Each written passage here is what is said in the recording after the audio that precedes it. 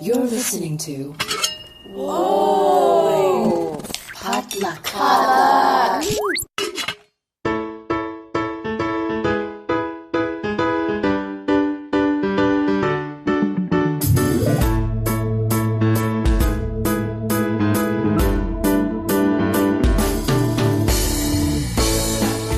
And hey everyone, welcome to Books and Boba, a book club and podcast featuring literature from Asian and Asian American authors.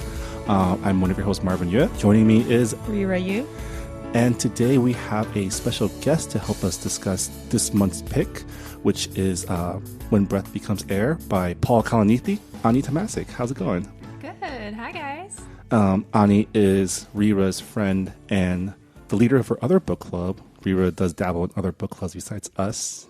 Yeah, you make it sound like it's a bad thing, like I'm cheating on very this book jealous club. right now. How dare you? Yeah, we're both a part of the Bad Bitches book club, and we read a lot of books with strong female characters or written by female authors. Yeah, I think hey. for our track record so far, we've only read books written by women.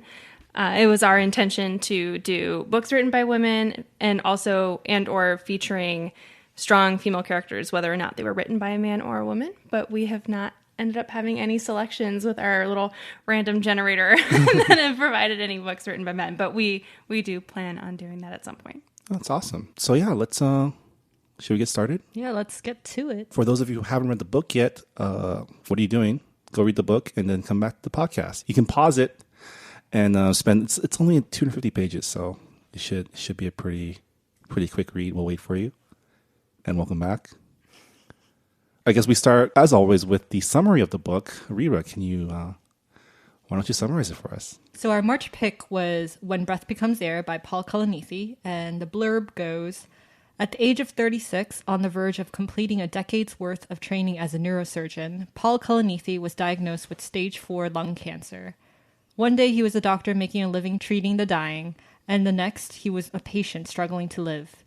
Published 10 months after his death, When Breath Becomes Air chronicles the late surgeon's life and shares his reflections on illness, medicine, and the question of what makes life worth living in the face of death. Yeah. Ooh. So this was our first nonfiction pick for our book club, our very young book club. Now, we've had 2 discussions of it so far. This is our online discussion now, or the official podcast discussion. Official, yeah. So how should we open this? General thoughts? Yeah, general thoughts. I guess when I picked this book, I wasn't really sure what to expect because I knew that it was super popular and it was on the New York Times bestseller list for 51 weeks straight. So I was like, okay, is this going to be one of those inspirational cancer memoirs? Because there's a lot of those. But I was actually quite surprised. It was a lot more philosophical, I guess, more academic than I thought it would be. Mm-hmm. I thought it was going to be more emotional, but it was quite a surprise, and I liked it. What about you, Marvin? I liked it a lot too. So a little background on. So when I was in college, I did take a couple neuroscience classes. So a lot of what he was talking about, his studies on the functions of the brain and the fundamental questions of, where essentially our personality, our life comes from, and how what happens to the brain affects our entire being. So it was kind of cool to see those concepts revisited again by Paul. And also following his journey, because he started out as a literature major and he always wanted to be a writer. And then he went on this journey of searching for the meaning of life. What does it mean to live? And decided that in order to find out, he had to study medicine. So just seeing his approach to medicine, to science from a very literary foundation was really, really interesting to read as well. Mm-hmm. I don't know. I liked it. And then I picked up this book last summer. I read it last June, and it just quickly became one of my favorite books of the year. And at that point, the year was only halfway over. But then at the end of the year last year, it had stuck with me for 6 months. And it was one of those books that I gave to one of my coworkers for Christmas. I knew she would love it. I just told everybody I could that I really, really enjoyed the book. And I had found out about it, actually. There's this blog that I follow that I started following when I lived in New York, and now I still follow it as a little bit of New York nostalgia, called A Cup of Joe. And it's run by a woman named Joanna Goddard, and her sister, her twin sister, is Lucy Kalanithi, Paul Kalanithi's wife. So she had posted a blog post right after Paul's death about what it was like for her family during that time, and what it was like being away from her twin sister just across the country, with her being in New York and Lucy being in California, and then linked to the piece in the New Yorker that they had published that was an excerpt from the book, and then Lucy's piece that she had posted right before the publishing of the book, I think last January of 2016, which was her writing about what it was like to take the material after Paul's death and the process of getting it published. So I read all of these behind the scenes posts, I guess, before I got to the book itself, and then it just really hit home.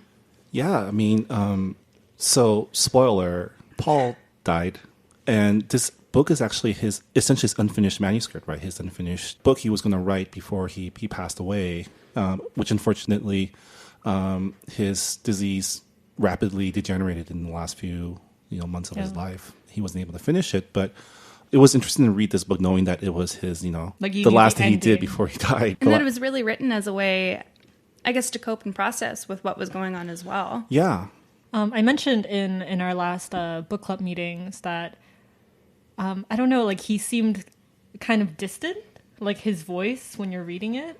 And I thought maybe it was because he was coping with the disease, and because he was sick, he wanted to concentrate on other things through his writing. Yeah. Whereas I felt like I didn't get all that emotional reading it until I read the epilogue. And I think Lucy Kalanithi, his wife, did a really beautiful job wrapping up the book in kind of like a coherent way. Yeah, it wasn't the typical cancer memoir where it wasn't as much a record of his life as much as a record of what he learned, right? What he wanted to impart. And a reflection. Yeah, it did feel like a lot of, he didn't go into a lot of his personal stuff. You learn about that he had some marital problems. You learn about him having children and his relationship with his family. But a lot of it was more about what led him to become a neurosurgeon, what he learned about being a doctor, what he learned about treating patients in the mind, and then what he learned from being a patient. Well, since we're talking about his journey into becoming a doctor and trying to find the meaning of life, I guess we can start off with part 1 in the book. Yeah. Which is, actually, it's pretty ironic. Like, first page, he describes, like, how he finds out. Like, he's in the hospital and he knows that he has cancer, but he's asking his fellow colleagues to do tests to test for other things. It's like, well, like it might be stress, or it might be this instead. It can't be cancer. I think it's so. We're talking about the prologue, right before the first part starts, and where he finds out. He describes the events that lead to his diagnosis and how.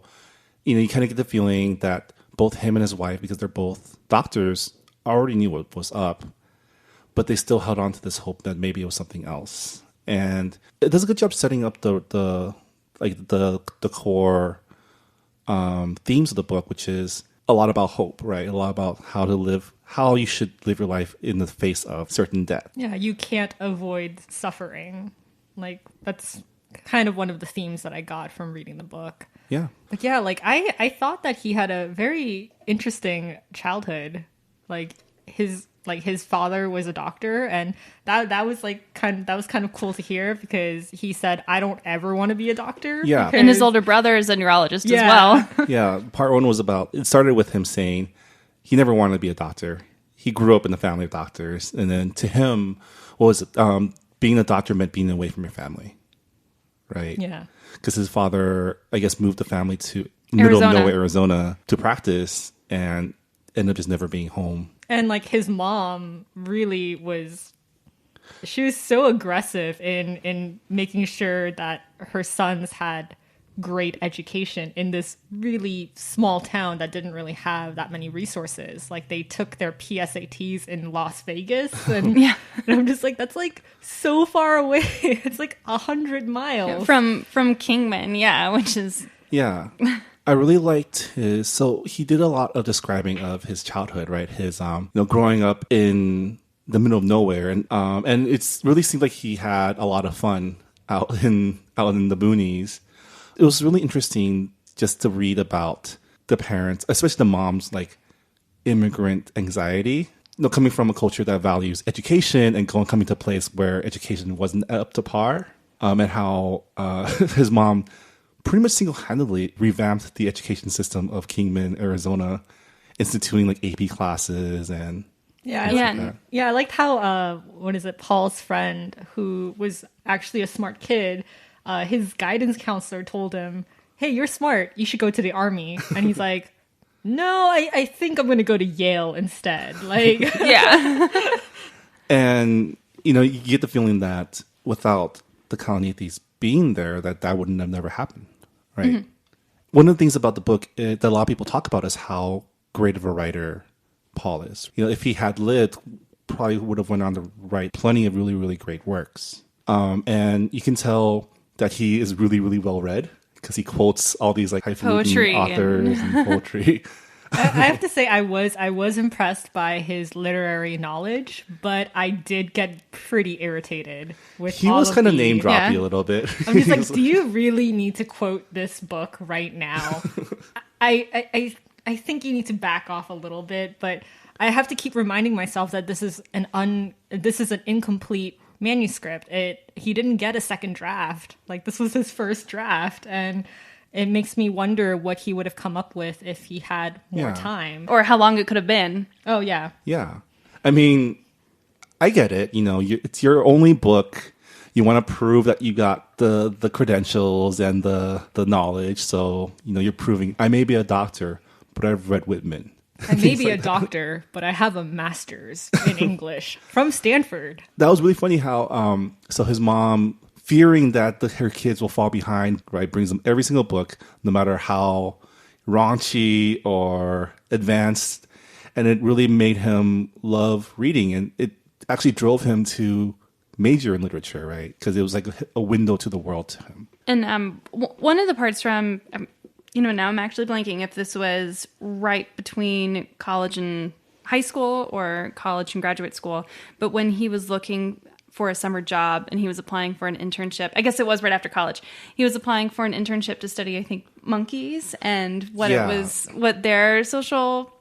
just anything scientific and factual to do with monkeys. And he decided that he was going to go and work as a chef at a summer camp instead, and how working at that summer camp with all of these people really taught him more than what he probably would have learned at that other internship, just about life and about what makes people happy and how people interact. And just him kind of reflecting on, he wouldn't have traded that for the world, because just doing something outside of what people are like, that professor that had told him that he was going to be missing out if he didn't take the internship because of just the education it was going to give him and the opportunities it was going to give him, that sometimes you don't need that factual basis for anything if it makes you happy.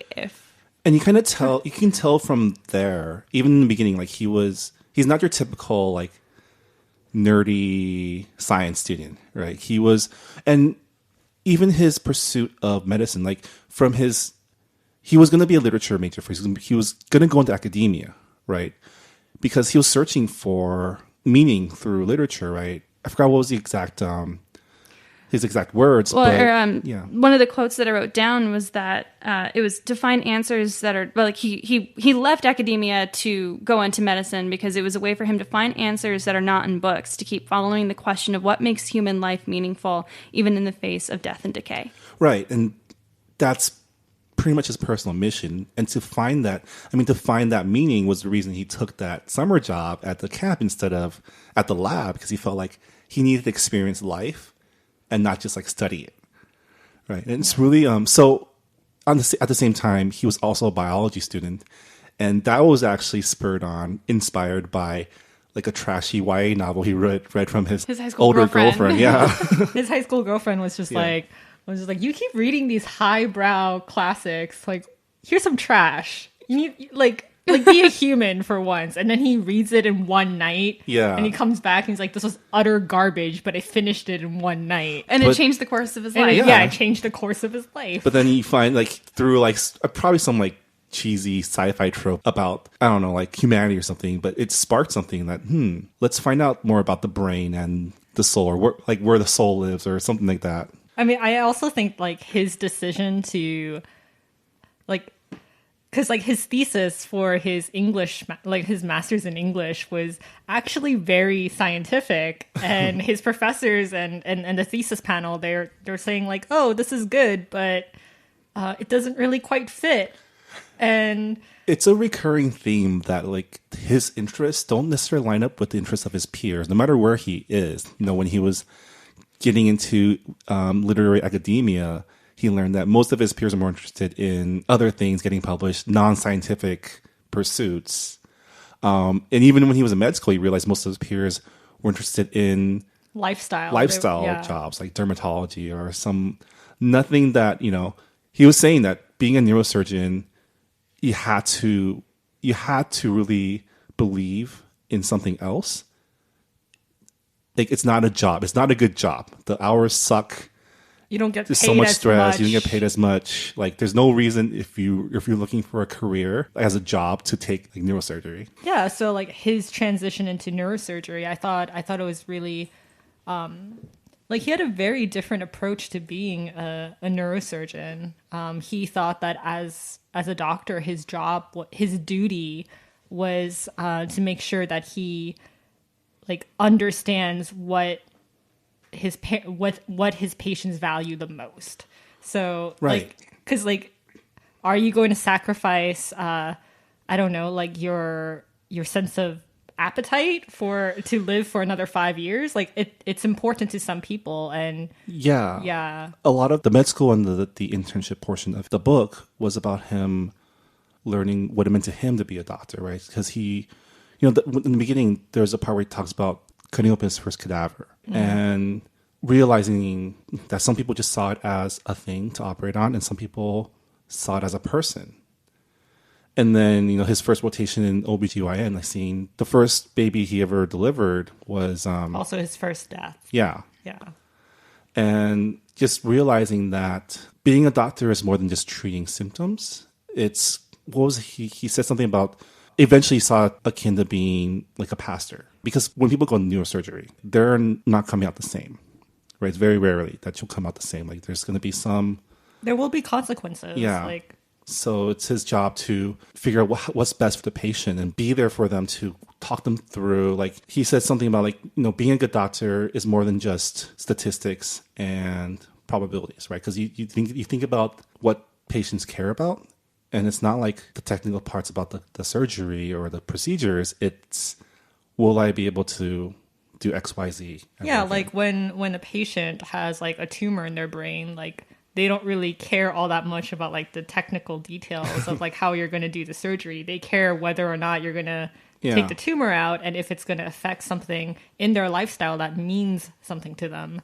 And there's a scene in the book where I think it was like an older patient, and he pretty much did everything right, but he was like, she was just another patient to him, another box for him to check off.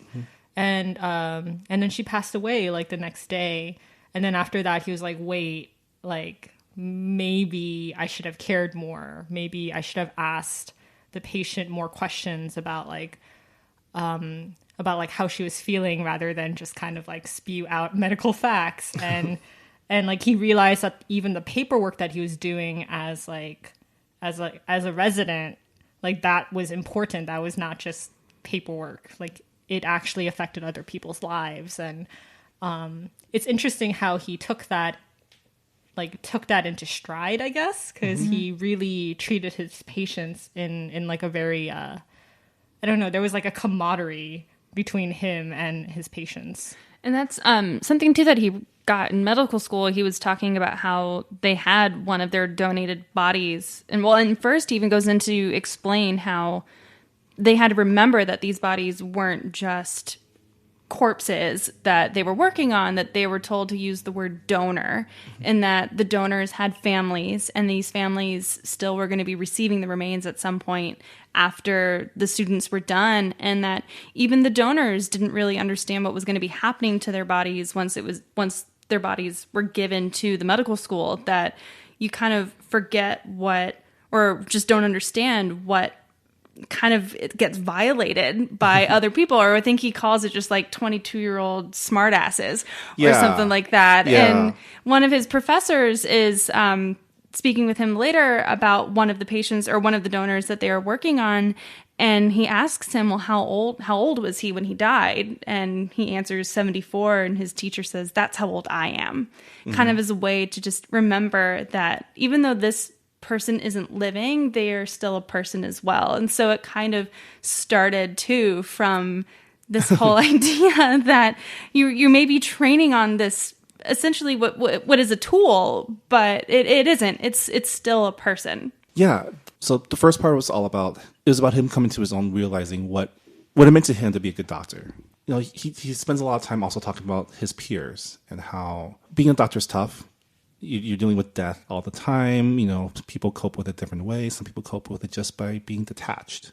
But to him, it meant something to be more connected to his patients' lives. Oh, what I really liked about that first part also is essentially a bunch of case studies, you know, a bunch of him like sharing what different surgeries do, right? And what the brain does, and talking about, you know, he's talking about Wernicke's and Broca's aphasias, which is basically injuries to the brain that affect the language centers. Right, understanding and communicating. Yeah, and he mentions that like if a patient comes into the trauma room with damage to the language part of the brain where they can't comprehend language or kind of like communicate verbally, then doctors say they're better off dead because they can't communicate. They're going to be isolated, and therefore their life kind of becomes sad and meaningless. It's much kinder to let them die almost. But and, you know,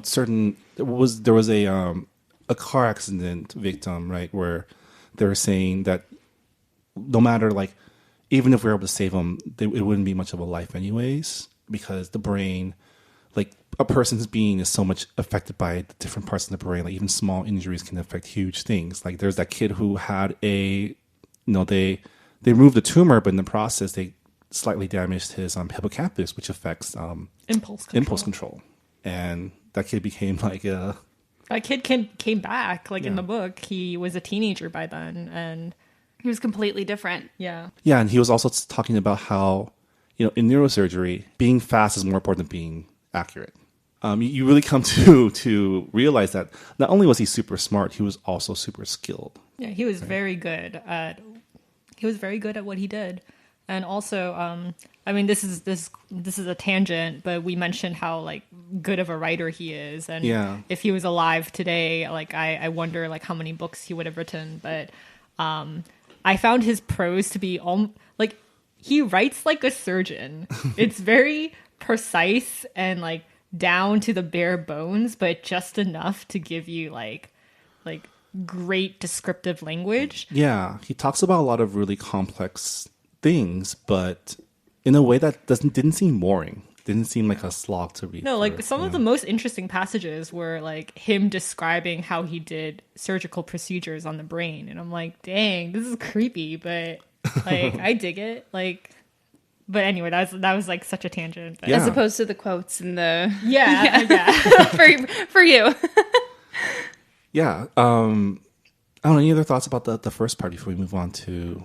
Well, one scene that stuck out to me in the first part was like when he had just moved to Arizona and he goes exploring, and there's like a scene where I think it's a log and he pulls it up and there's all these black widow spiders like just crawling out, and like after finishing the book, I was like, wait, that scene. That's like cancer. You like peel back the skin and it's like tumors everywhere. But I do know that the first part of the book, it was the last part that he wrote. Oh. So he actually wrote that part when he was in his most, like when he was in his sickest condition. So I don't know, like it's like I feel like the whole reflective quality to it in the first part, where it kind of sets up everything to do with his cancer and like what he thinks of life and death. Like I think it shows that it's the last part that he wrote. It's definitely something that I was thinking about the entire time I was reading the book was, what exactly is, like, because it's not a straight up memoir, but it's also not a straight up academic or medical book. It's kind of something in between or somewhere in between. I don't know. It made it interesting, I thought. Yeah. Yeah. Shall we move to and the second part? Part two. Yeah. Part two, when he is like finishing up his residency while he has cancer. Part one leads into part two, whereas part two is all about his treatment and his eventual decline. Yeah, I thought there's a scene with his oncologist, Emma, and she tells him, you need to find your values. Right. Like, this is how you're going to get through this illness. And he responds saying, well, how much time do I have? If you tell me I have 10 years, then I'll continue being a doctor. But if you say I only have like 2 years left, then I'm going to quit and be a writer. And she honestly can't give him an exact number because she could could. change. She has the curve, but she But the refuses curve to is for the longest huge, time. though. Yeah. And yeah, I thought that was interesting that she knew exactly how to treat him the same way he knew exactly how to treat neurosurgery patients, which is, for her, it was not to give concrete numbers. She's like, what's important to you? Yeah. Do you want to be this big shot surgeon? Because if that's what you want to do and that's your calling, then you need to do it. And I thought that was so impressive because everybody else was like, you're really sick. Maybe you should quit. Or like, oh, like residency is really difficult. You have to stand for hours and hours. Like, do you think you can do it? And he was even questioning that. He's like, can I finish my residency? And his oncologist was like, you should just do it because it clearly matters to you. And you spent like 10 years studying for this. So why not? And I don't know. It just goes to show that none of us really knows how much time we have. And even if we were given a curve, like what would we do with that time? Like, honestly, I think, like we figure out our values by kind of calculating how much time we have left. 'Cause like with Dr. Kalanithi, he had a 40-year plan. Yeah. When time was limitless, he was 20 years to Be a doctor. / scientist and 20 years to write. Yeah, and like being a scientist, like your first kind of like big research, it takes 20 years because it's so slow, like to research everything in science. So yeah, like when your time is kind of cut more than half, like how do you deal with it? And I think he dealt with it with a lot of dignity. I was actually quite impressed. What did you think about his transition from doctor to patient? Like, because I feel like he did apply a lot of what he learned about patients as a doctor and what he experienced as a patient. I think in the very beginning, like when he knows that he has cancer, like he's still kind of a doctor. He is looking at his own scans. He's looking at treatments. He's like he and his wife are coming up with like financial plans to like help pay for all of the medical treatment he's going to get in the future. Mm-hmm. And then like I think when he like fully accepts, like I feel like he was having a hard time juggling those two roles. You can't be a doctor and a patient at the same time. It's just too much. Mm-hmm. And his oncologist at one point says, it's okay if you just want me to be the doctor. And like after he kind of like gave that responsibilities to her, like his life became much like not easier, but it was like lighter, mm-hmm. I guess. Like he was able to spend more time with his wife rather than look at scans and constantly look up like new drugs for his own treatment. And like it was like kind of, I don't know, like from what I got from it, he kind of blocked off that part of his brain, being like, oh, like I'm sick, but I don't need to know how sick. I just have to focus on what's important to me. And I think that ties back into what you were saying earlier about him having these discussions with his patients, where if it is affecting something in your brain and they're more concerned, is this going to affect my way of living and my lifestyle, versus I don't need the facts and I don't need you to give me all of these details. I just need you to tell me, how is this going to affect me in the long run, and how am I going to continue to live my life with this illness?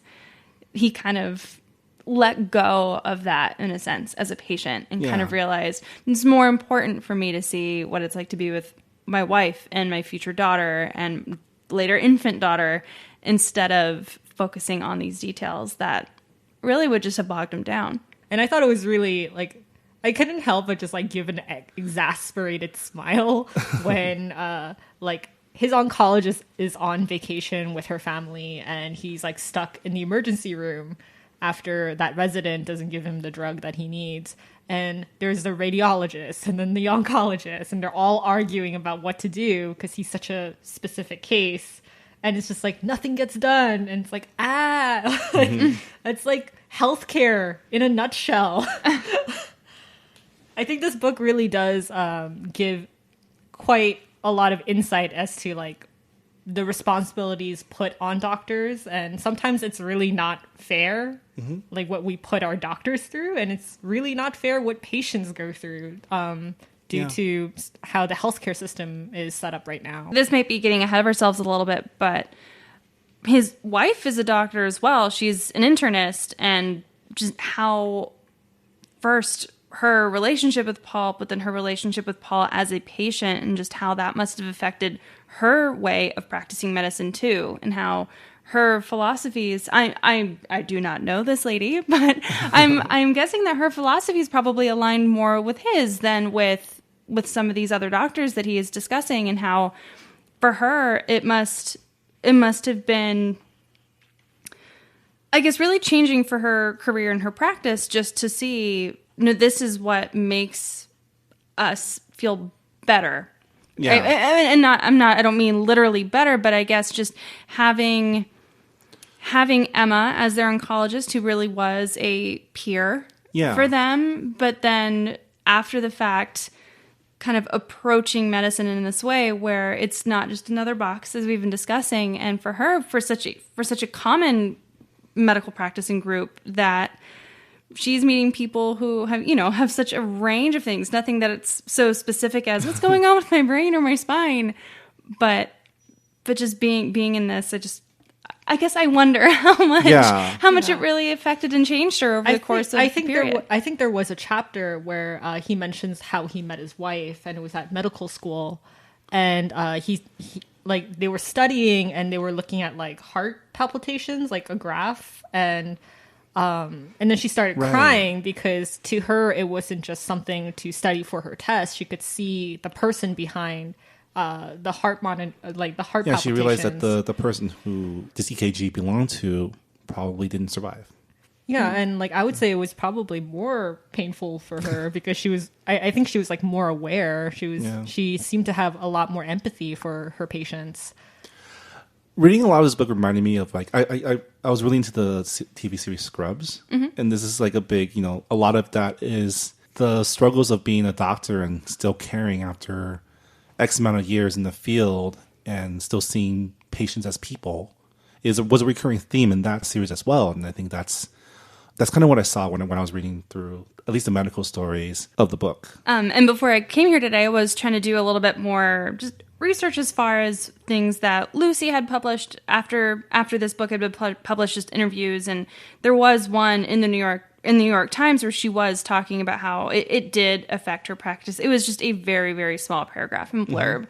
But she did mention that it did change the way that she took a look at our healthcare system and just how everything's working now. I mean, of course, this was a year ago, January of 2016, but even still, it's just going through this whole experience, and having that knowledge just affects you just so much more than just, I don't want to say simply being a patient, but than just simply being a patient. Yeah. And the book ends on the bittersweet note of him writing a message to his daughter, right? So he survived 2 years after his diagnosis. And within that first year, I guess they decided to have a child, right? And that was a big decision for Paul and Lucy. They decided that they wanted to bring a child, even though he would probably not live to see her grow up. Well, Lucy had even asked him, just when they were trying to make this decision, if this was something that he even wanted to do, would it make his death that much harder for him? And his answer was just something like, his answer was like, wouldn't it be great if it did?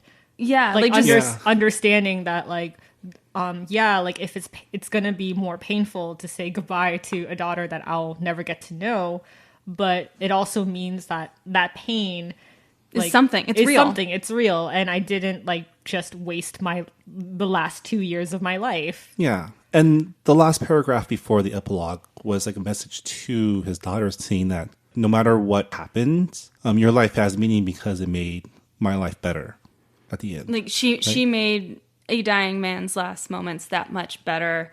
And I mean, that last paragraph is really powerful too as a reader, because it kind of makes you think that even if it isn't your father or a relative or someone who is ill and passing away, really all of us are interacting with so many different people, whether or not it is somebody that we are providing a service to or caring for, that we should be trying to strive to contribute to their lives in a meaningful way. That if it's someone that you say hello to in the morning, that you possibly made their day that much better. Yeah. And just for her, of course, it was on a bigger scale. But I mean, reading that passage, I walked away just feeling like, oh, well, this is something I need to be more mindful of. Like something that I don't really think about that often until it's pointed out to me. And so. Yeah. And I think that's, to him, at least for that manuscript, that was his. I wonder if that was meant to be the last paragraph or the end of the book, right? Yeah, considering that he kind of wrote his book backwards. Yeah. I think about how his daughter is going to know him as a writer, but when he was alive, he wasn't a writer. He was a doctor. And I also think about how so many people have read this book and have loved it. And you can clearly see that with how many copies that they sold. But it's almost like Paul Kalanithi is still shepherding people now after his death. He's kind of guiding people through, I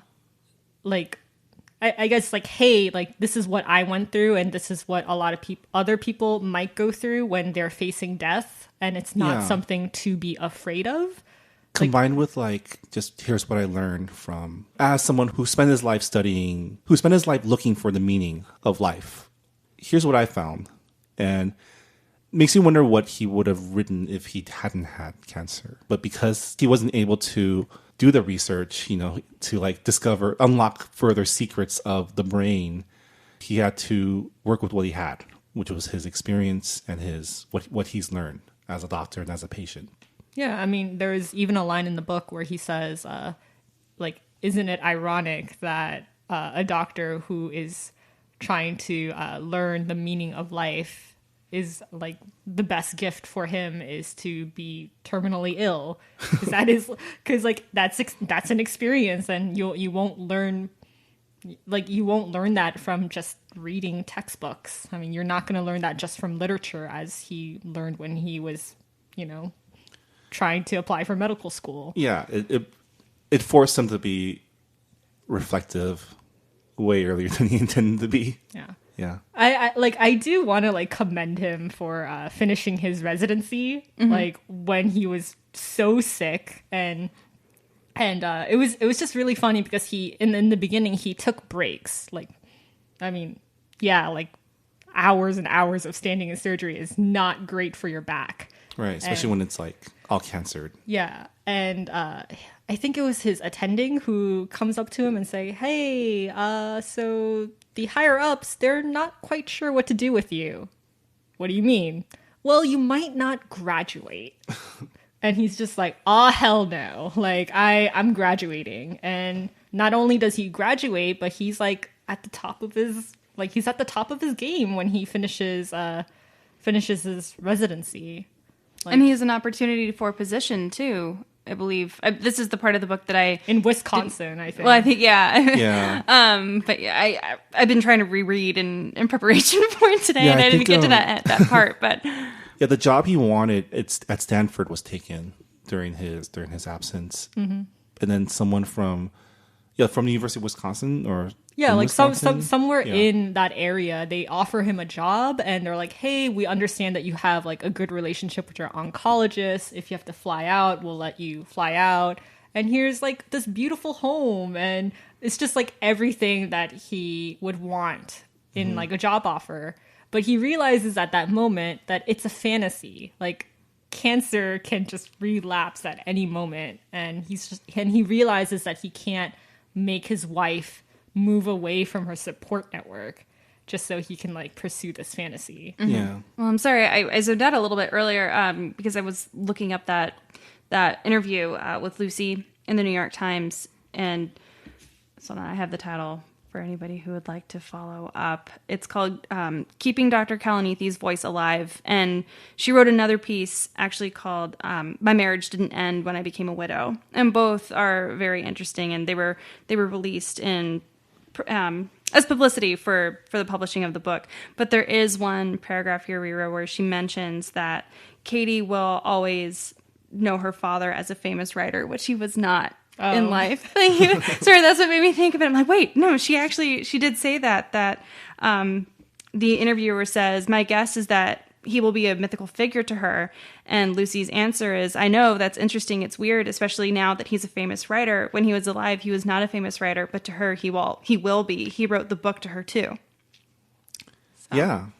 Well, on that note, let's talk about the epilogue, because the book has a lengthy epilogue written by Lucy, kind of filling in the blanks, right? Because at the end of the book, we kind of wonder what happened. We know that he dies, right? The foreword kind of gives that away. But, the details don't come out until the epilogue, which was written after his death. When he was too sick to write, basically.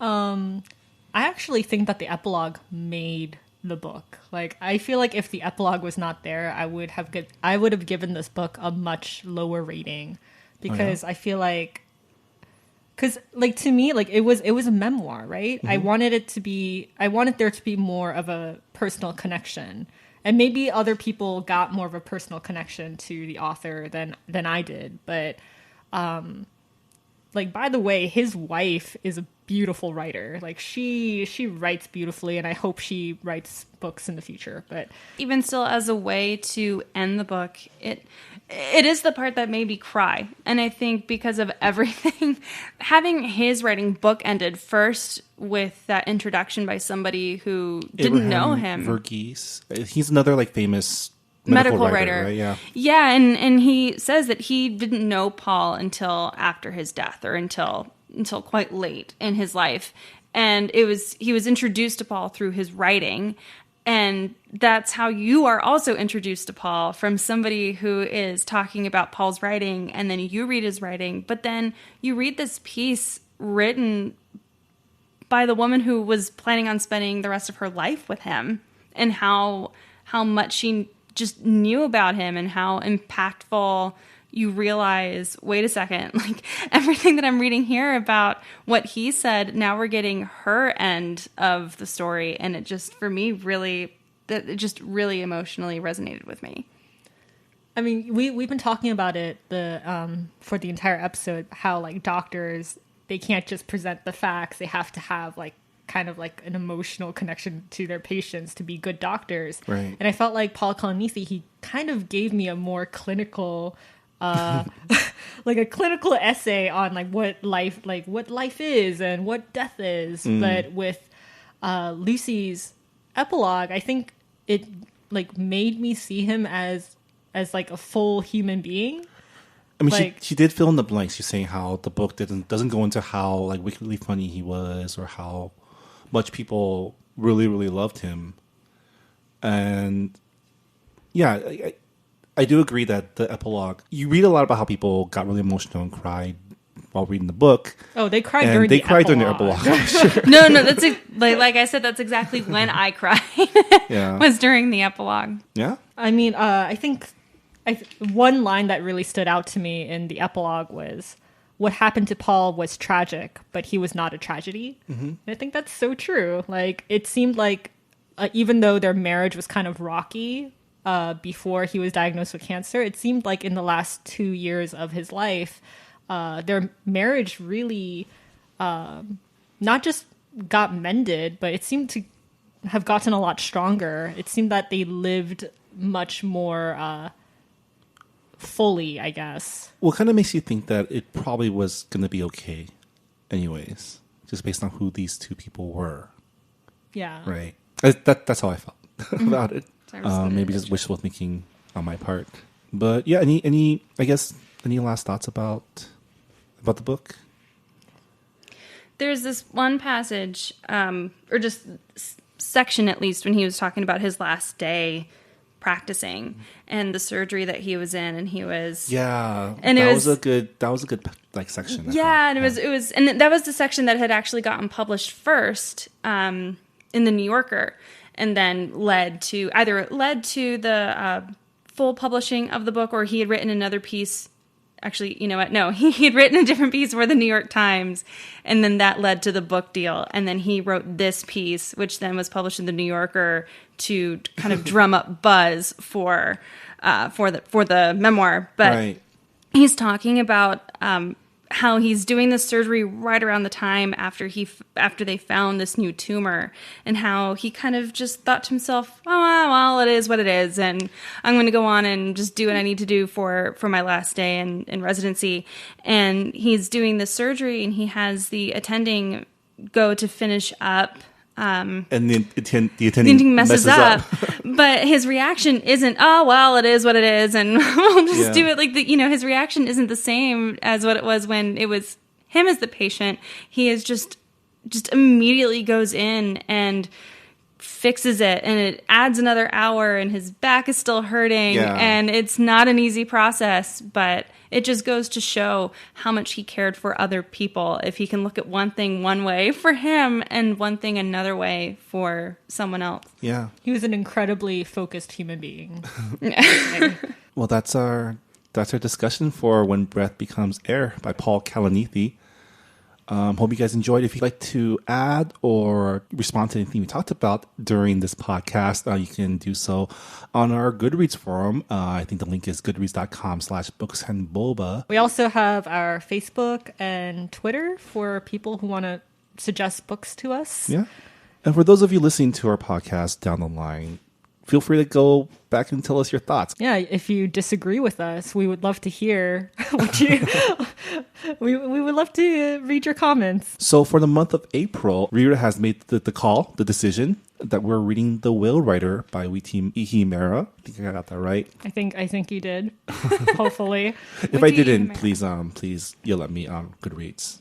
Yeah. At least you'll be on Goodreads. I mean, we were actually recommended this title by a Goodreads member. So yeah, we do take suggestions quite seriously. Yeah.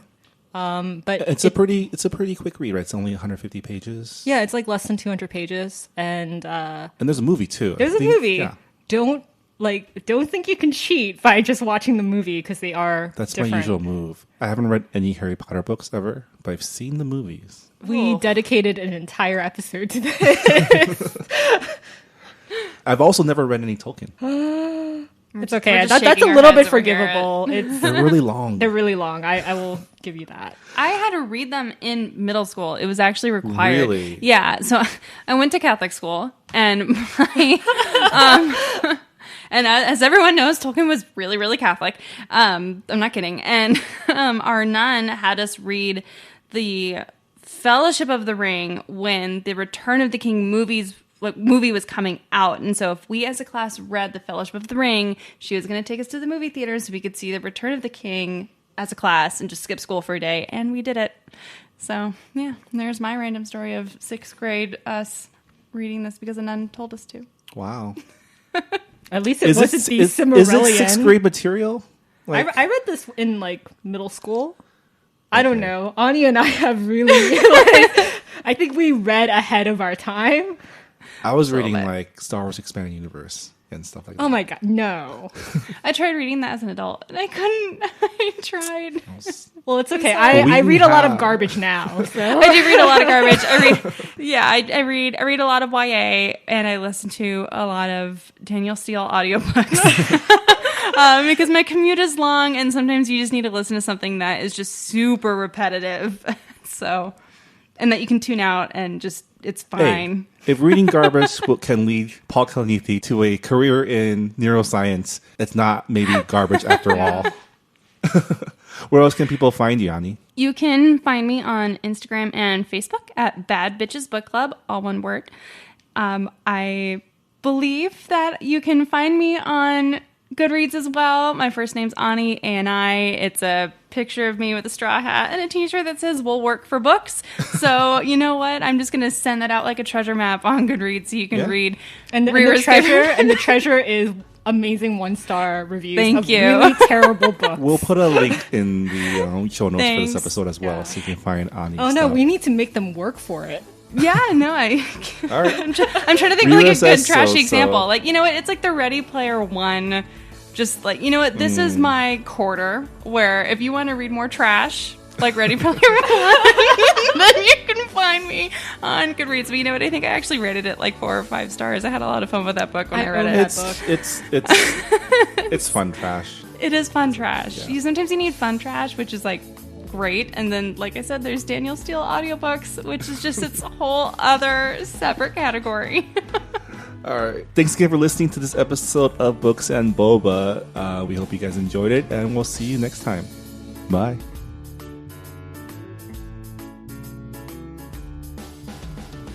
This episode of Books and Boba was hosted by Marvin Yue and Rira Yu, and produced and edited by Marvin Yue. For further discussion on the books covered at Books and Boba, please visit our Goodreads forum. You can find a link on our Facebook page at Books and Boba, as well as by searching for the group Books and Boba on Goodreads.com. Books and Boba is also a proud member of the Potluck Podcast Collective, a brand new collective of Asian American podcasts and podcasters. You can learn more about the collective as well as check out our founding slate of programs by visiting the website www.podcastpotluck.com.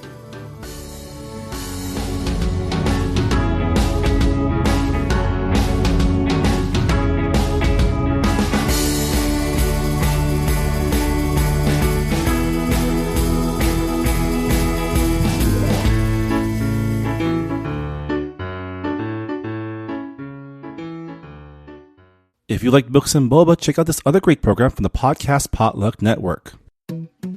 Welcome to the Drunk Monk Podcast. Have a little seat right there. After this, you have to do something that you don't want to. But for now, it's a Drunk Monk Podcast.